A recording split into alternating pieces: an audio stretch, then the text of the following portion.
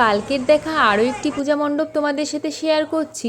এই বারোয়ারির নাম কৃষ্ণনগর বউবাজার বারোয়ারি। এখানে মা জগদ্ধাত্রীর অন্য নাম মা মহেশ্বরী।